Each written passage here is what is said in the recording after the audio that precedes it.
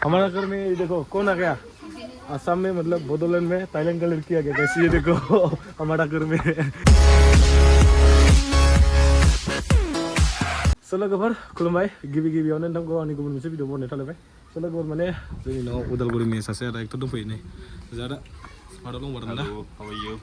fine fine माने आं बरना English रोङा आरोना माने जोंहा बिनानावखौ एसे इन्टारभिउ लादोंमोन आरो लाखांबायना आदा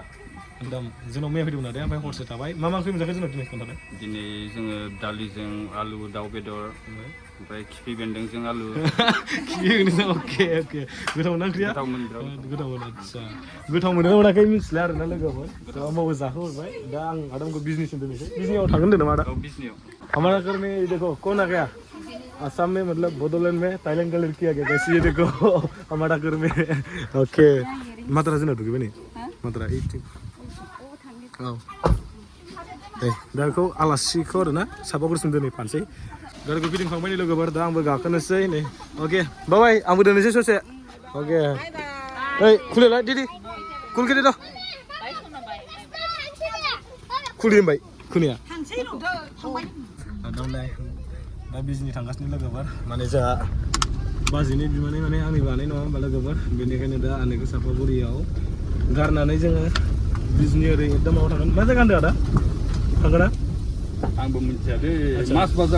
बाजार आच्छा मास बाजार आब' रिंकुमनि नामा रिंकुमनि ब्रह्म नामा औ ब्रह्म रिंकुमनि ब्रह्म आब'नाव थांगासिनो आरोना जोंनि बर'नि लेजेन्डारि एक्ट्रेस फुराना एक्ट्रेस आरोना लोगोफोर फाइनालि लोगोफोर सापागुरि मोनफैबाय आरोना ओमफ्राय आनैया आंनो खोन्थागासिनो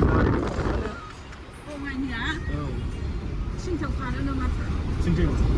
सोंनानै एसे दा खोथा फैथ' दङ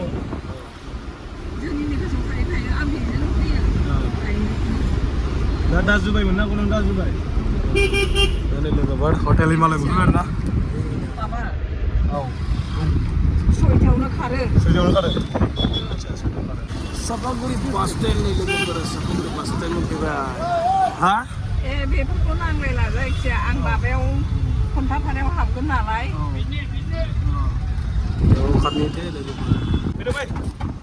सापागुरि रड आरोना बे लोगोफोर माने जोंनि बास स्टेन्ड ओइ आदानाव थांनाया मोजां मा खबर आदा आलासि नोंनि आखायाव लांनि आं बिजनि थांगोन ओमफ्राय नैबे माबायाव थांगोन थांदो गारि गाखोबाय लोगोफोर नै नैबे बास माखौ सिमलागुरिनिफ्राय गाखोखांदो थांदो थां औ दे दा नै दा थांफिनसै आङो गारि गबाय दा चलो चलो सोर सालायगोन दीदी चलेगा ओह माय गॉड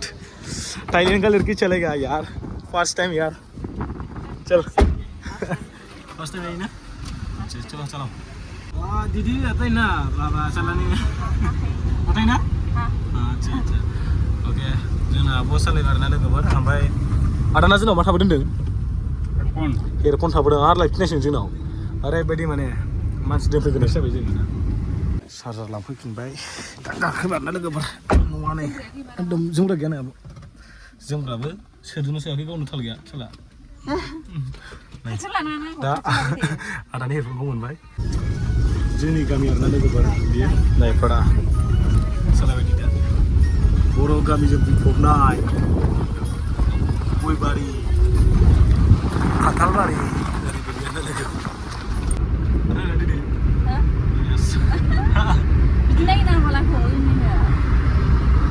हाजो सेर सेर जा मोजां नुदों आब'खौ साइसबा शुटिं रेन्ज बावनो शुटिं खालामो ओरैबायदि मोजां लोगोफोर हाजोआ जोंना साफ्राकाटाया साफ्राकाटा मोनफैबाय आरोना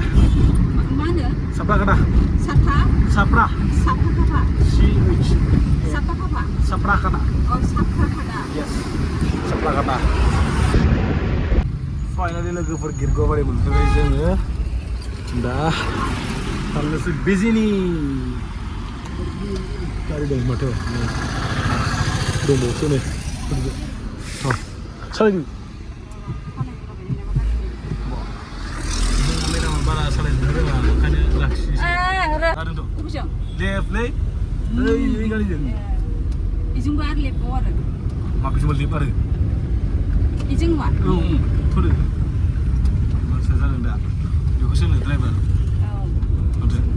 रायलायबाय थायो मिथिया नामा नै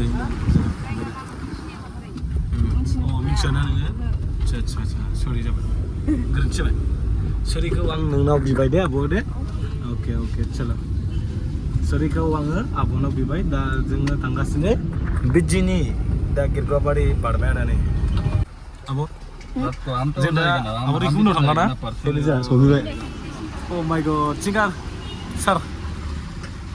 come on जिराय फै आयै सिंगेलसो फैदों जोङो नै मेरा रूम क्यों घूमते नहीं दे रहा जोब्बाय आदा जोब्बाय आदाखौ सिनायाखै सोरबाफोर कमेन्ट खालाम दे सिनायो दे सोमखोर बसुमतारी आदाया बसुमतारी नामा आदा थेथेल सोमखोर बसुमतारी जोंहा आदायानो जाबाय मस क'क्राझार में अभी गुवाहाटी जाएगा बर'नि फिसा बाङालि नङा गुवाहाटी जाके हम कल या परसों गान खननो हायो मोजां हिन्जावफोरनि हौवाफोरनिबो खननो हायो हे आंना बेगा लोगोफोर और सुनो भैया वो कमेटी का नाम बताओ ना जल्दी मेंबायना नोङो कौन सा बेगा ये बाद में नहीं रे हम नै लोगोफोर आंना बेगा जों दा दोनखारलांनो नागिरबाय नाड़ा अबाव दोनखारलांनो नागिरदों गुवाहाटियाव दोनखारलांसो जानो आंना बेगा लोगोफोर जा मोजांखा जावाखै मोजांखा आब'नि सोलियानि नामा लेपनारा tuh balik beneran dari tuh Girgo pada मोनफैफिनबाय दा आं न'आव थांनोसै लोगोफोर आदा थांदो दे अके दे उdah angkar nih deh oke bye oke bye ya थांदो deh bye oke bye ya थां ya थांनोसै टिंगारिं नेने फैग्रोमोना बास नुखाबाय आंनि लोगोफोर डाइरेक्ट गाखोखानोसै किसान बाजारनि बास नै ओहो धुपगुरिसो थांगोनलै नै धुपगुरि लिरनाय दं धुपगुरि बे थाङा